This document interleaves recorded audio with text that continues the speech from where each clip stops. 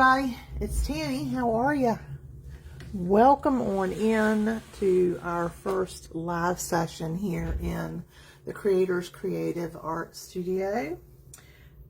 I hope you are all doing well. I appreciate you being here so very much. This is going to be a video that I will save to our features tab in our group here, so that it can be a resource to those who really want to get started for watercolor and don't know where to begin.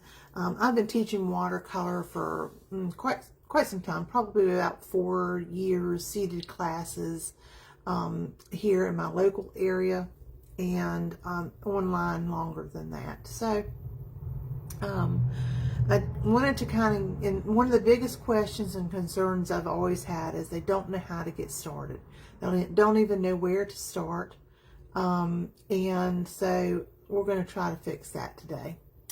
Hi, Jean. How are you this morning? Let me see if I can find y'all over in my other device, because I'm going to be turning this camera down here in just a minute. And I want to make sure that there I am. All right, great.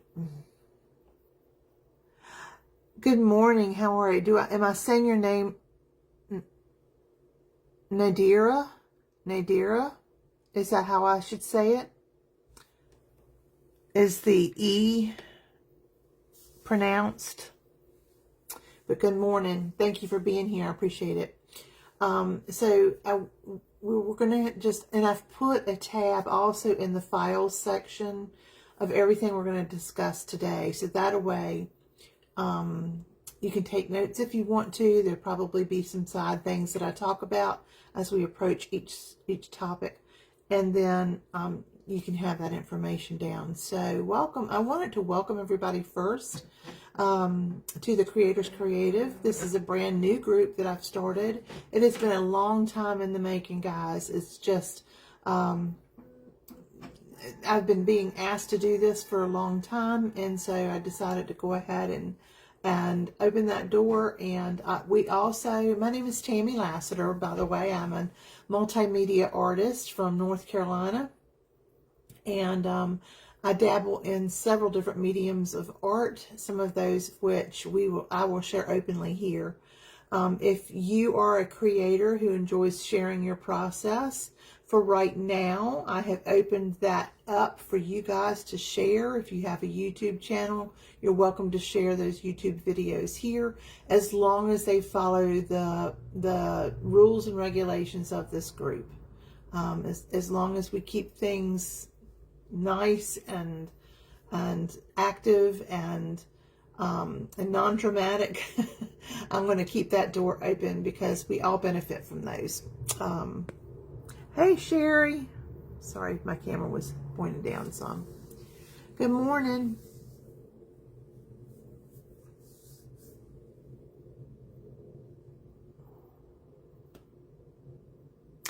All right, so I also wanted to tell you that we have a moderator in this group.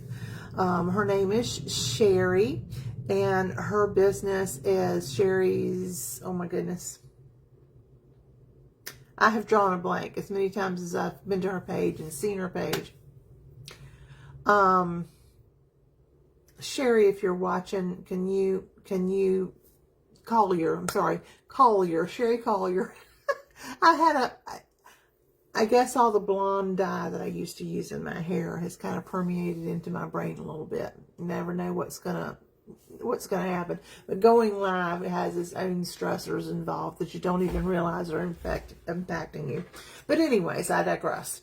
So I'm gonna turn you down, and first thing we need to talk about when it comes to getting started with watercolor, of course, is the things that we're going to need to get started.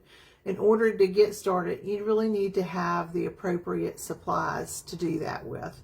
And I'm asked so many times, what do I need to get started? And as a beginner, I remember myself as a beginner. Once I was a beginner in watercolor, I had dabbled in so many other mediums, and watercolor was just a threat to me. It just made me very anxious and nervous.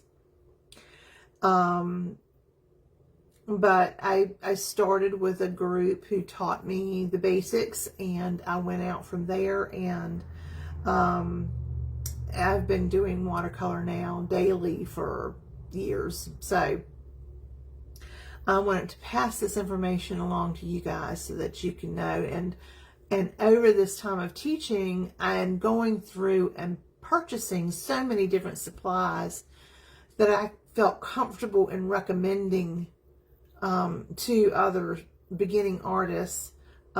This is where I have come up with this list and the file that I have provided to you for the watercolor supply list for beginners. I can absolutely give you links if you're interested in links. I am an affiliate with Amazon. I don't use that affiliation very often because I have mixed reviews about what my listeners and what I'm teaching and how that's perceived. I'm not looking to get rich off of that. I'm just looking for you guys for it to be convenient for my followers. And if I make a few cents from it, then that's great too. But as a general rule, my goal there is to share what I know and to make it as convenient for you as possible. So let me know in the comments if y'all are interested in links to products. I can certainly provide those for the products that we're going to be talking about today. And let's get started. So I'm going to go ahead and I'm going to turn you down. Close your eyes or whatever, so you don't get drunk. So I'm going to also turn you around because that's how Androids operate. And I'm hoping that, I'm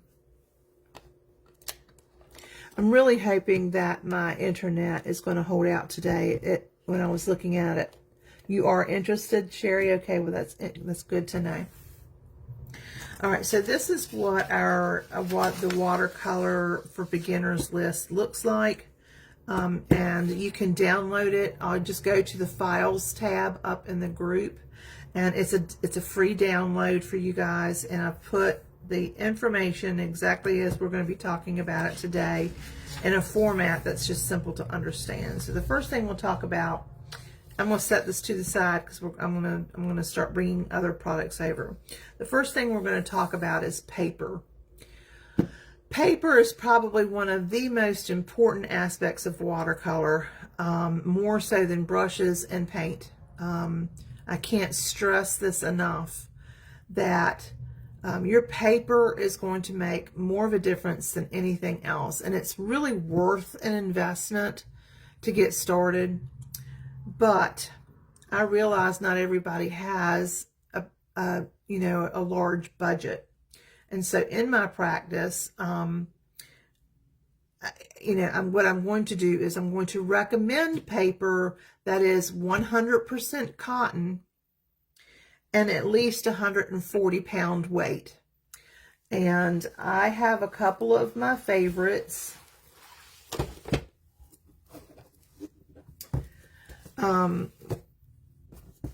The Bow Hung Academy. Academy means this is their student grade. But their other Bow Hung papers are essentially the same. They're all 100% cotton paper. They're all 140 pound or 300 GMs. And it's a great way to start watercolor. So your Academy watercolor paper pad. This is a 10.5 or 10.2 by 7. The Academy sizes are and all the paper with bow hung papers. And this is by Meaden. Meaden is the one who carries this. I believe I'm correct in that. But you can get it on Amazon as well. And this is what I use to teach my students with. I found a couple of years ago this paper in my search for finding 100% watercolor paper that was affordable for beginners. Because as beginners, what you're doing is you're doing a lot of practice work. And to spend $20 or more on a pad of paper, it's hard to wrap your head around it. It becomes very precious to us as beginners, and we don't want to use it because we've spent all this money and we don't want to waste it, and therefore we're not getting the work out of it. And you kind of need to get that out of your head. You can always go buy a wood pulp paper, but you are not going to have the same response to your watercolor paintings as you would if you buy 100% cotton. And there's really not a shortcut there. A lot of teachers or instructors will recommend the, let me think of what the name of that brand is, the Canson. The Canson watercolor paper. I loathe it. I don't like it. It's okay for practicing things like swatching your watercolors and just a little practice here and there, maybe as a sketchbook that you just do only for yourself. But for watercolors in general, you really want to use 100% cotton paper. I can't remember how much I paid for this. I buy it several pads at a time for my seated watercolor classes here. As part of their kind of tuition, I go ahead and get the supplies so that everybody's on the same field when we start. So Bohong also makes just standard Bohong watercolor paper. I find that it's a little bit rougher in texture than this, and this paper is a whole lot more like the other professional brand paper that I'm going to recommend to you. The texture of this is, but Arches is another brand. So of these two, I would say these are pretty equal to what I would use for painting something that I know I want to be able to keep, or even to practice with. This is what I use. Either one of these really are what I use when I'm painting professionally. And if you're going to use these and come to one of my classes here on Facebook, and I will be doing some classes where I'm teaching you how to paint, then I recommend that you getting this if you have it on standby. But you can also go to Hobby Lobby and get their watercolor pad. They come in lots of different sizes. I like those better than I like the Canson. They have a better finish on them. They're not 100% cotton, but they are good practice paper. I can't remember the name of that brand. I don't know if I have a book of that. So these two brands of paper are what I use now when I'm practicing and when I am actually doing my professional work, and the professional brand of the Bohong paper. They're excellent paperwork, but the bottom line is that you need 140-pound weight and 100% cotton paper to get the best result. If you can't afford that, then for a few dollars less, then you can go like to Hobby Lobby and get their brand of watercolor paper. not, it is a wood pulp paper. But it's got a sizing on it that makes it a little better than the Canson papers, I think, and the way your paints lay down on the paper. All right, so that is paper. If y'all have any questions when I'm going through this, just let me know. Oh, one of the other papers that I suggest here, especially for beginners, this is B paper. And it is 100% cotton, but it is not 140 pounds. It is only 90 pounds. But it's really, it's absorbent paper, which is nice. It does not come in a pad or in a block. This is a block, and Arches makes a block too. This is a pad. This is one of their pads, and the pads are cheaper because the papers are just like what it says, just like a regular pad.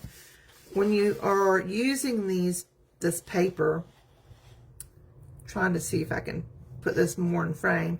When you're using this paper with all the water and abuse that we use on the paper, you really, these pages will fall out because you can see that this is very warped and wrinkly. It's because I used a lot of water doing wet on wet technique here, and eventually as I turn this page to get to the next one, this is going to fall out, and it's also going to impact the pages below it. So sometimes you get paint on the next page, sometimes that page starts to warp up as well. But there are good cost savings to get the pad versus the block. The difference is that, and I'll show you on this page here, on this one, is that there is glue all the way around the area. There's one little opening where you can stick something like a palette knife or something in between it, and then after you're finished with it, you can release that one piece of paper from the glue. The benefit to having a block is that you can add as much water as you want to this, and when it dries, it's going to lay back flat again because it's still glued all the way around when you're finished with your painting. It's also going to protect the pages underneath from getting soiled or warped or whatever. So there are pads of paper and there are blocks of paper. Choose according to what you can afford. You can always get a pad of paper and make a block out of it yourself. And I can show y'all how to do that one day, but it probably won't be anytime soon. But anyway, so there's lots of differences in the papers, and what's going to cost you a few more dollars here versus a few more dollars there. And it really all just depends on what works for you.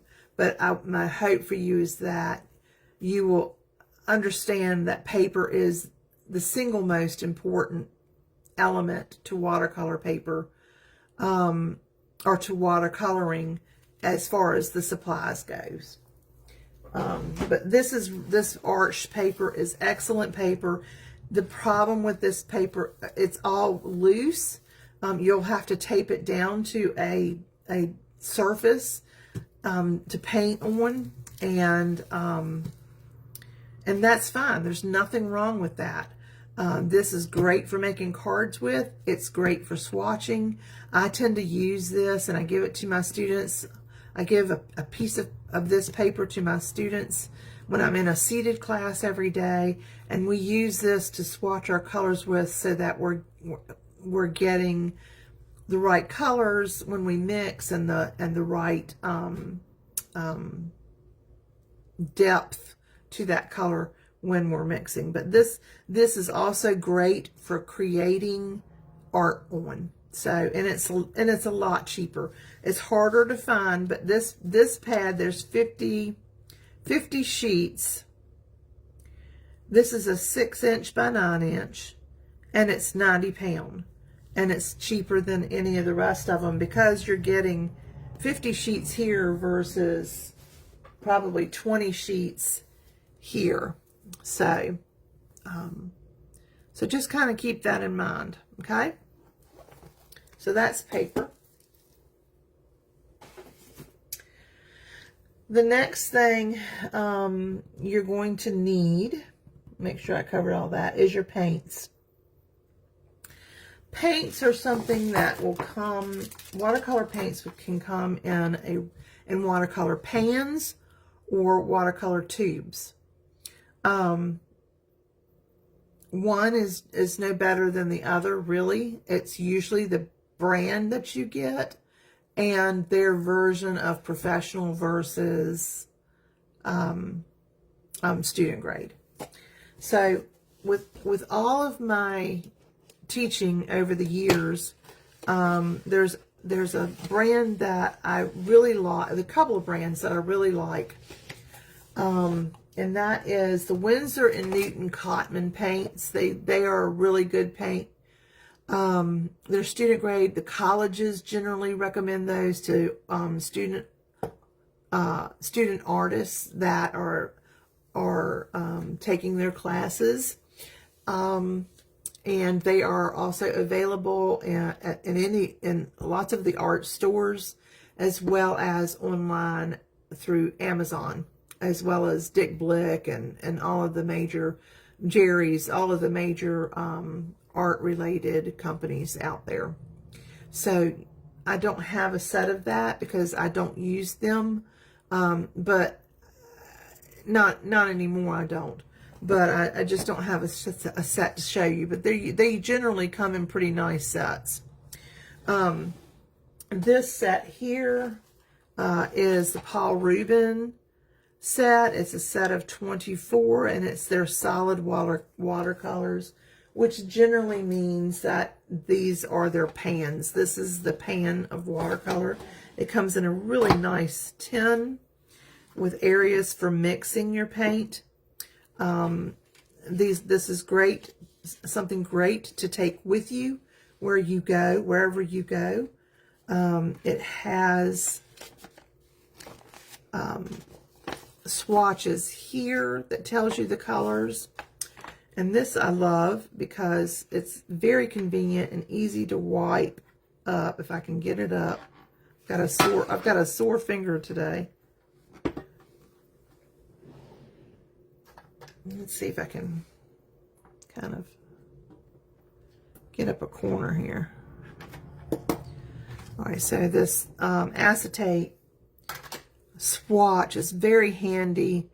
It tells you the colors and the numbers so that if you want to replace these when they run out, they are replaceable. The pans are replaceable, which is very nice. Sometimes you get these sets of watercolor paints and you use one color or two colors more than others, and you're getting low and you need to replace it, and then you can't find it available. But this is a very nice set. I think they're probably around $20, $25 on Amazon. They're not hugely expensive, especially for a set this large. What I have found is that when I first started teaching my seated classes, what I found is that I wanted to start with just basic colors, your basic red, yellow, and blue, and then your black, your brown, and your black and your brown, basically. Your white in watercolor is generally your paper. Your white is not a color. Many of them, including this set, has a Chinese white in here. I rarely use it because it makes your paints very chalky looking. and less luminous looking. And so I'm not a fan of using white in watercolor. Now, occasionally I will use a white gouache if for some reason I got carried away with my painting and lost some of that white on my paper. And I want to put it back. This will not do that, but gouache will do that. So it's a very, very nice set. But what I have found was that starting with that smaller set of just your basic colors,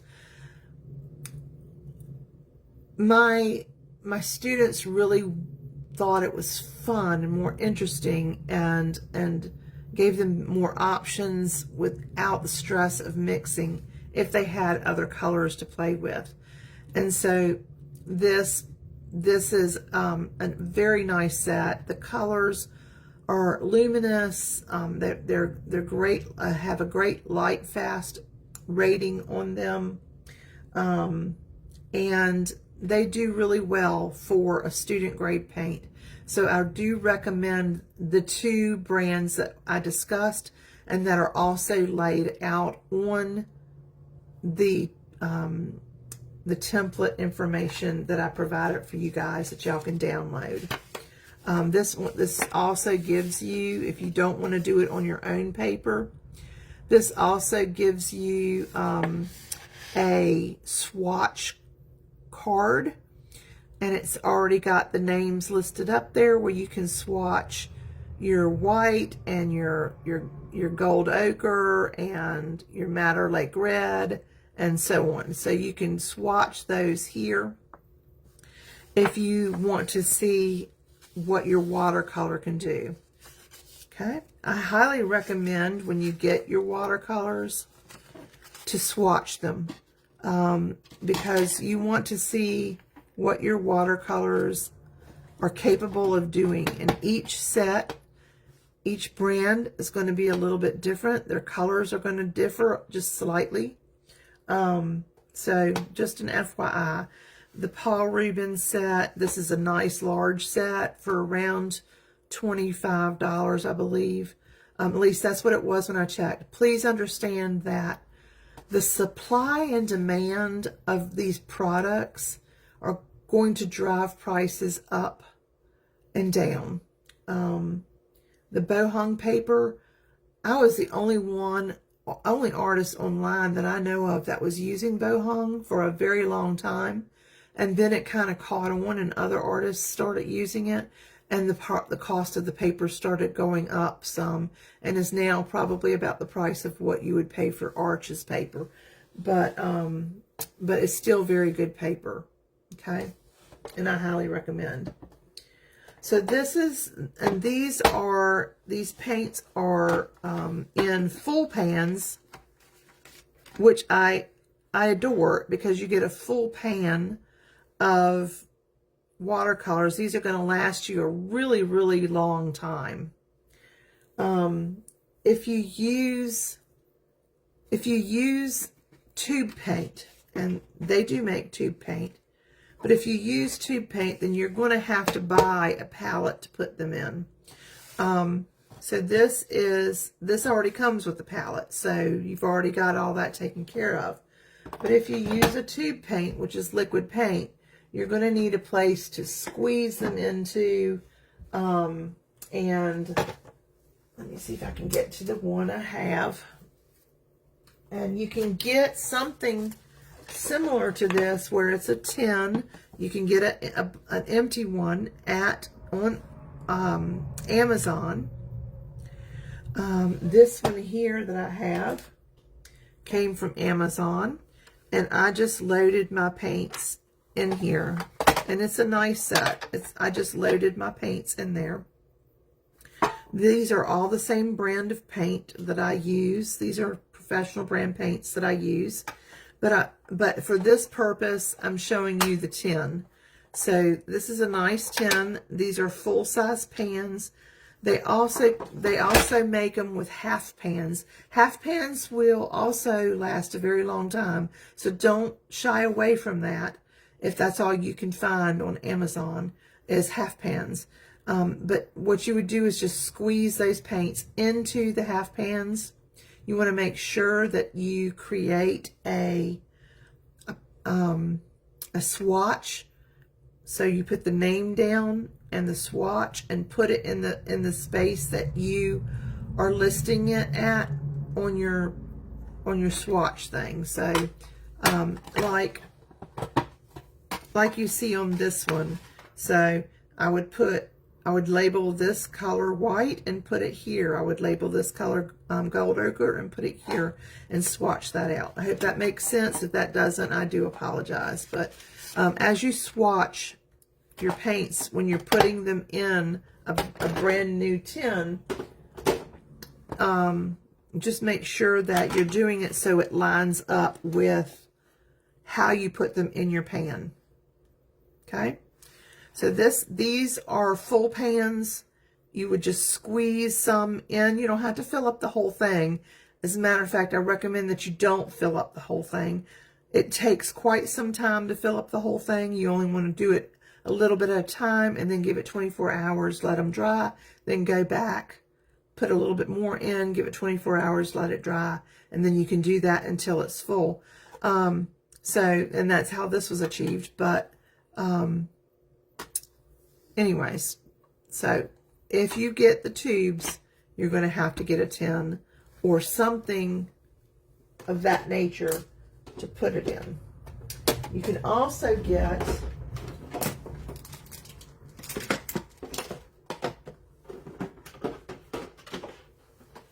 a tabletop palette.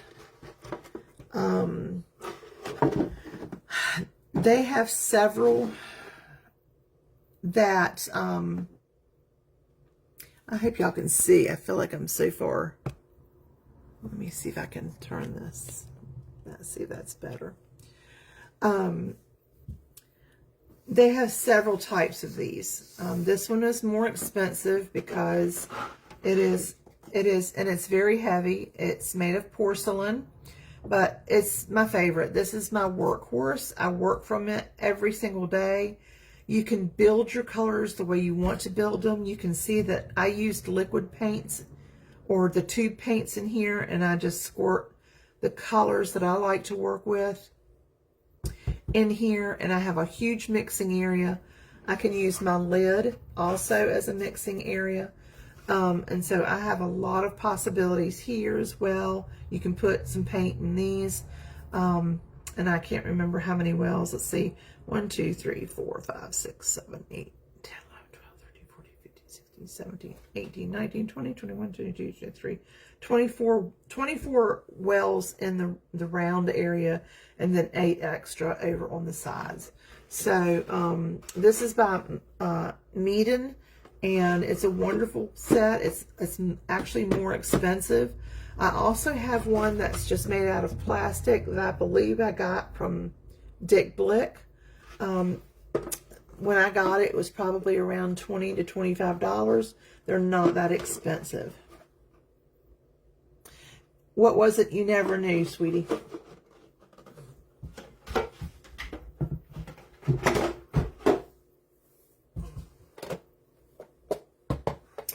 So, there's that has to do with your palettes. The difference between them is that those desktop palettes really aren't convenient to take other places. They're usually meant to just kind of sit at your desk side.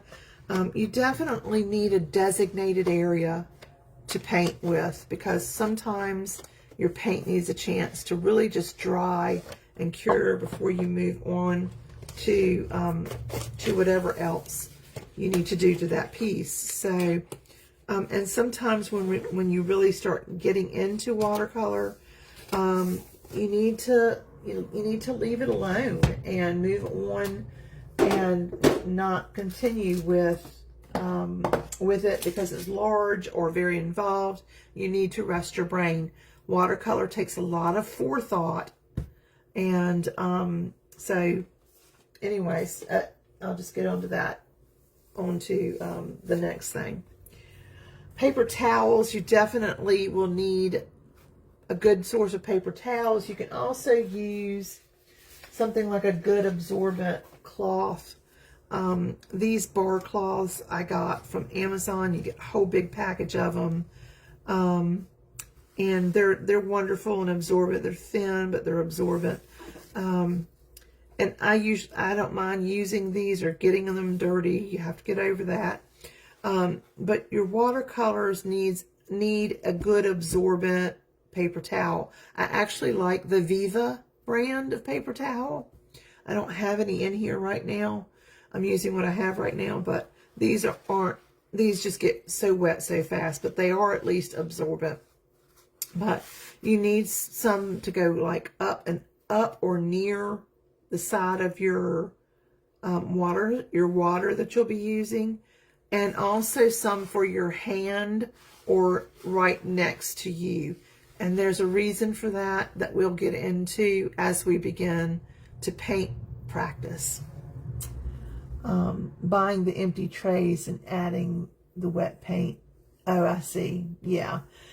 Because they don't, they really need to dry out. They have to have an opportunity to dry out. They come when you push them out of the tube.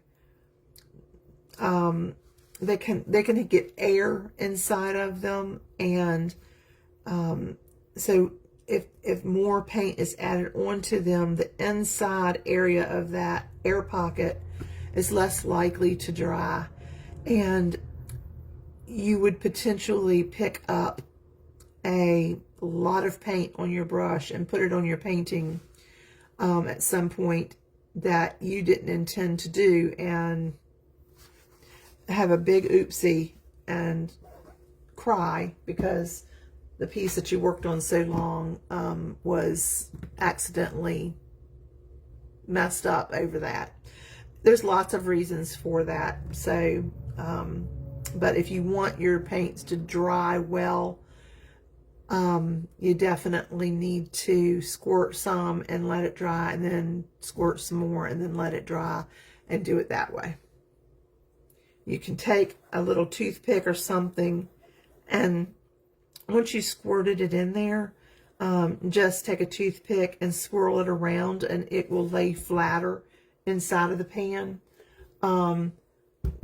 Just be mindful that some of that paint's going to come out on your toothpick, and you won't be able to use that paint probably. Say you'll lose some of the paint on the toothpick is what I'm saying when you mix it, but it's worth it if you like things to sit nice and pretty.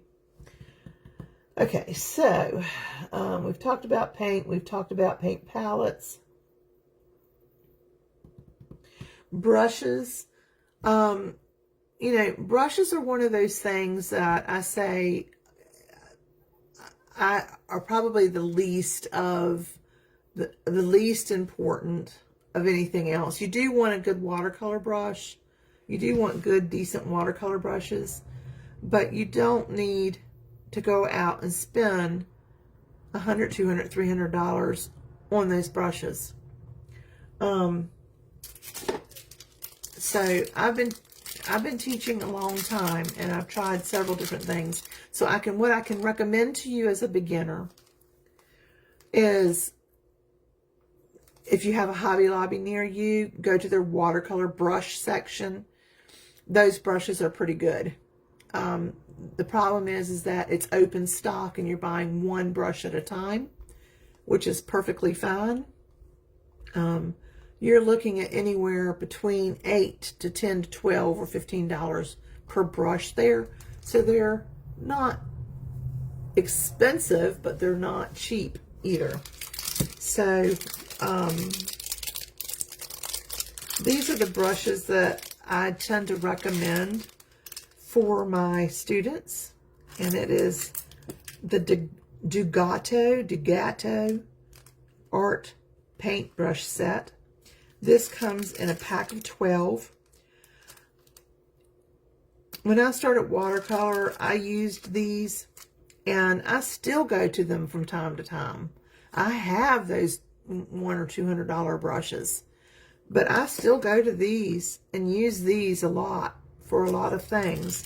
And so like I said, don't put so much emphasis on the brush just because people have these brand name brushes and they want to throw those names around.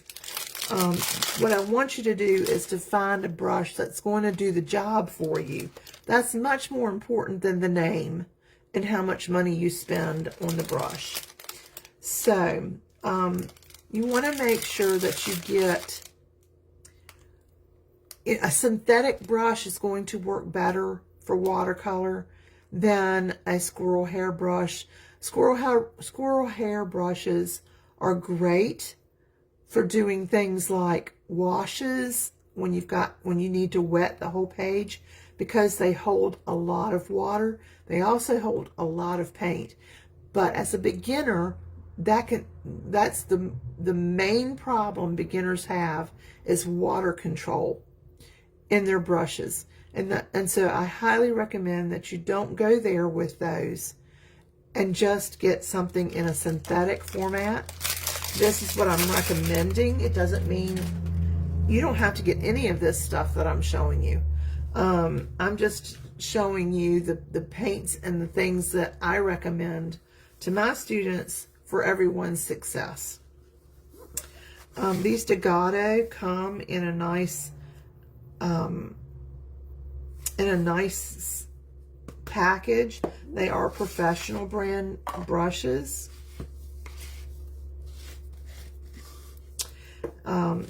They come in this wonderful tube that are wonderful to carry your brushes around in.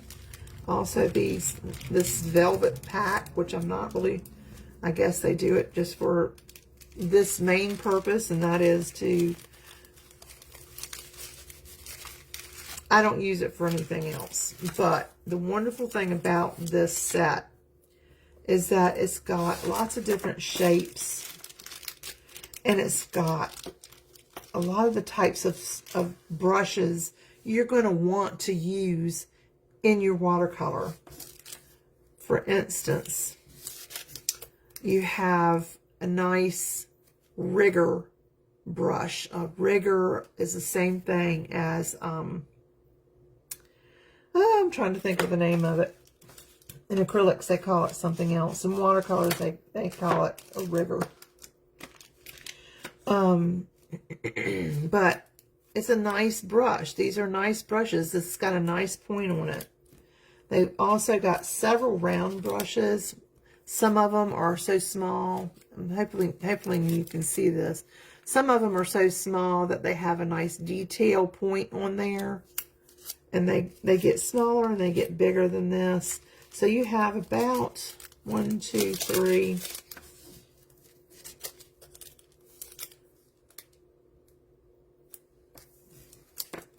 4, 5, 6, 7 great round brushes, and these round brushes are going to be your workhorse. These are what's going to do most of the work in all of your painting, okay? So you have 7 different sizes to choose from. You also have, of course, your rigger. And then you have these are actually, all of them are, so you have 8 round brushes. These are nice because they have an extended, a long bristle. So these aren't all standard bristle lengths. Some of them are longer, which is going to give you more flexibility in your brush strokes. So that's wonderful. Then you have a cat tongue brush. These are great for flowers and foliage and stuff. And you have 2 flats. This flat here is great as it can be used, kind of as a wash brush. Or you can use a sponge for a wash brush. And then you have a smaller one. And these are really, really great to get into areas where you really need to get tight up against something. So a lot of watercolor brush sets do not carry the flats or the cat's tongue. So do you use these every single day? No, but they're really nice to have when you do need them. And so this is the reason why I picked this set. And these are just standard brushes that you can use for watercolor. It says they're good for acrylics and stuff too, inks and gouache and oils, but we're going to be using them for watercolor. Watercolor brushes are generally much softer. They aren't as stiff as some brushes, but these are a good basic brush that you can use that you have a lot of versatility with. And then again, if you want to just start with a couple of brushes, go to your local Hobby Lobby, get their watercolor brand brush, their Masterpiece or Master's Touch brushes, and those are great as well. Okay, so these are the brushes that I recommend for my group, and it's what I buy for my watercolor students when we start our class, so that they have the types of brushes they need.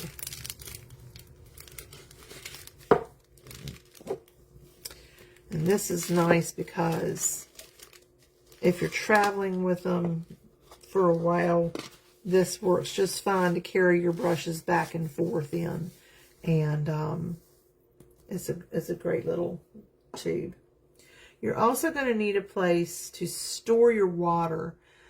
I highly recommend something either white, like a porcelain bowl. I have one from Meaden that I really like. I'm trying to see if I can kind of, oh, it's in my storage area back there. I didn't bring it forward.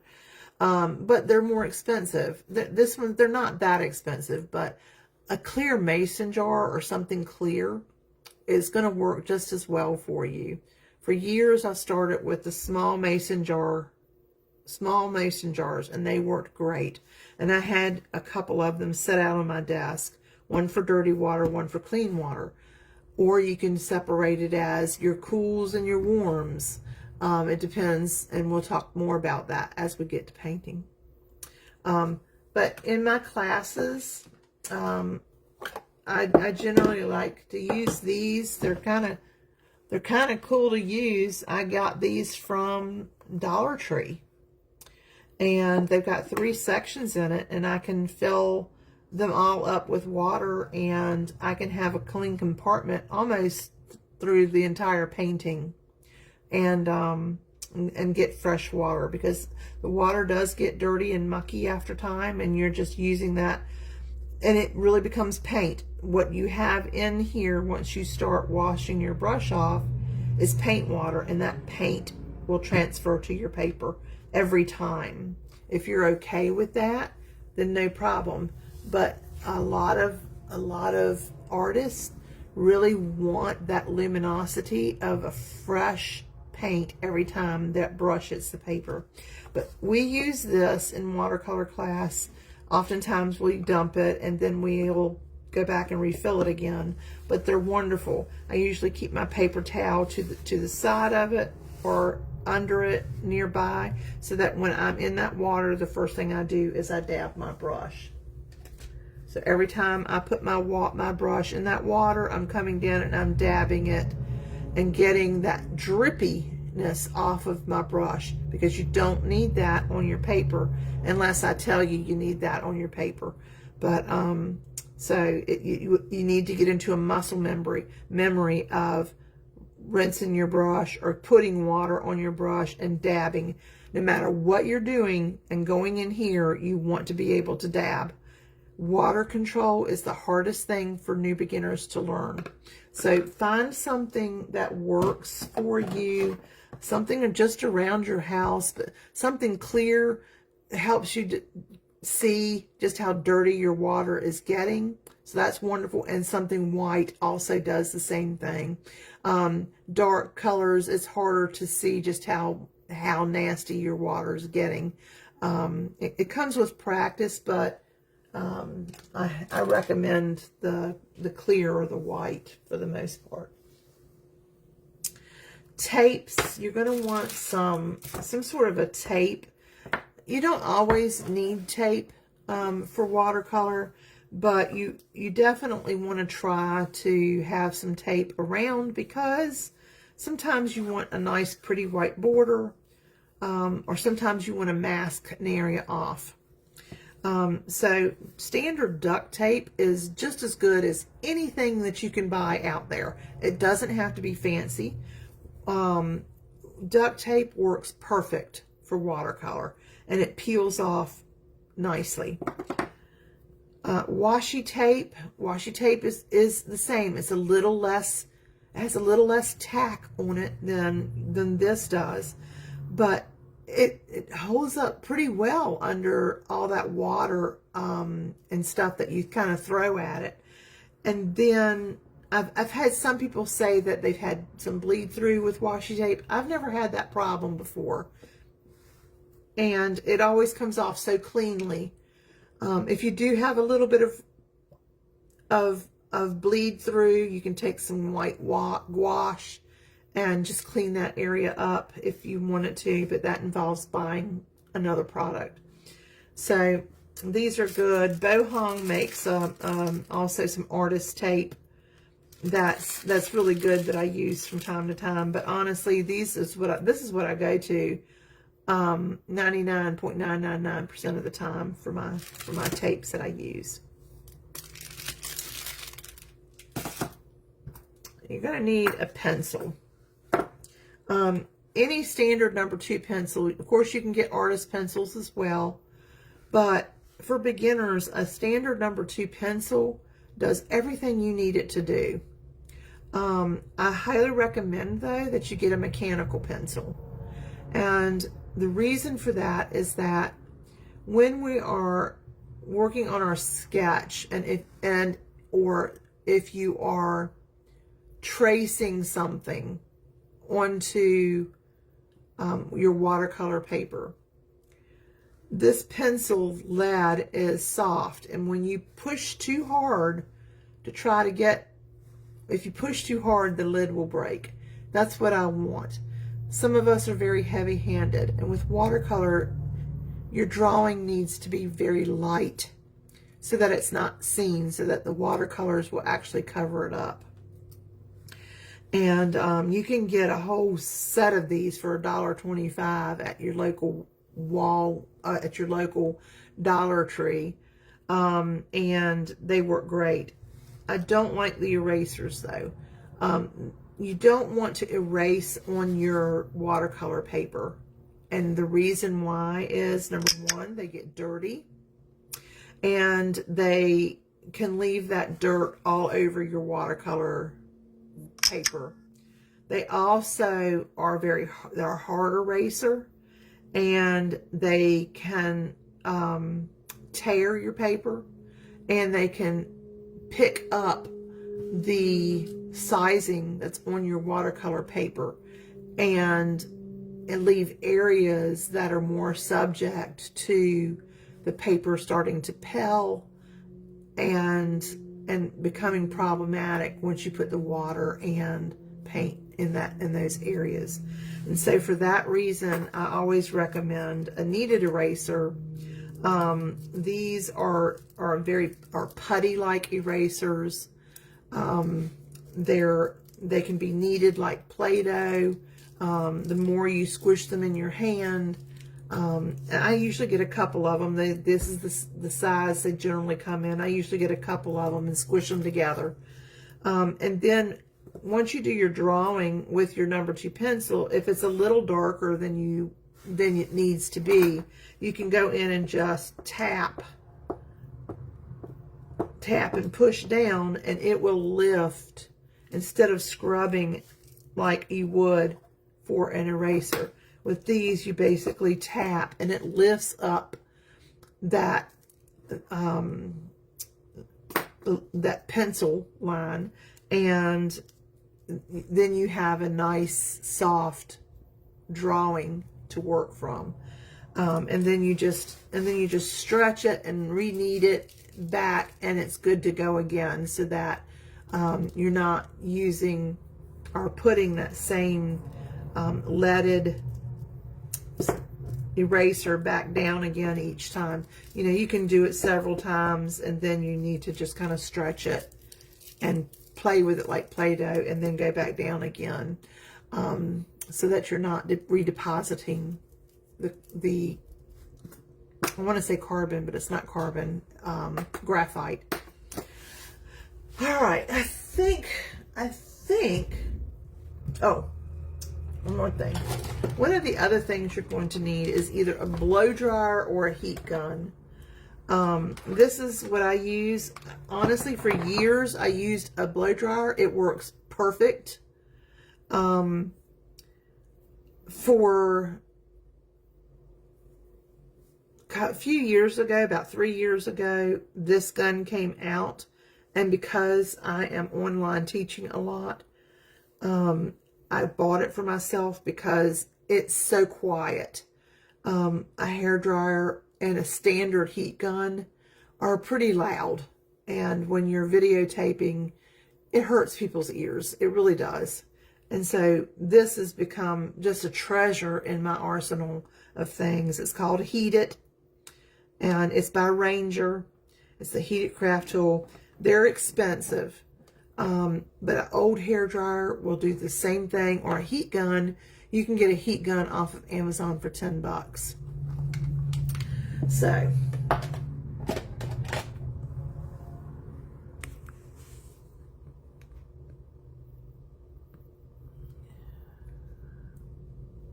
trying to see if I can, there we go. Okay, so that is what the basic needs of starting off with watercolor. And what my hope is that we will have a weekly